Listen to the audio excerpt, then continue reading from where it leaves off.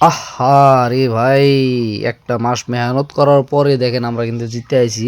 তো ইলেকশন জিতে আসার পরে ইলেকশন জিতে আসার পরে এইরকমভাবে দেখেন আমরা আনন্দ ফুর্তি করতেছি। তো মনে হইতেছে যে পুরা দুনিয়াটায় রাজ করে আইছি। কিছুদিন পরে কিন্তু মেম্বার আমাদেরকে ভুলে যাবো।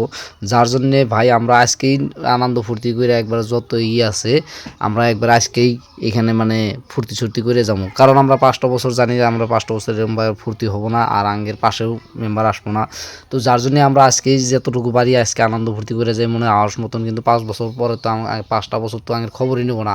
আর বিশেষ একটা কথা হলো যে এই আমরা এই মাইনরিটি এলাকায় যেগুলা আছি, তো আমরা দেখেন জিতে আসি না, মনে করি পুরো একবার রাজ করে আসি, একবার দুনিয়া রাজ করে আসি। অন্য অন্য জাতি তো ইলেকশন খেলছে, অন্য অন্য জাতিও তো মানে জিতে আসে, তারা তো এত ফুর্তি ইটি করে নাই। হ্যাঁ, কিন্তু দেখেন আমরা যারা আছি তাদের কিন্তু খালি এই স্বভাবটা আছে, আর অন্য অন্য জাতির কিন্তু এই স্বভাব নাই। যার জন্যই কিন্তু আগের বিশেষ করে মানুষ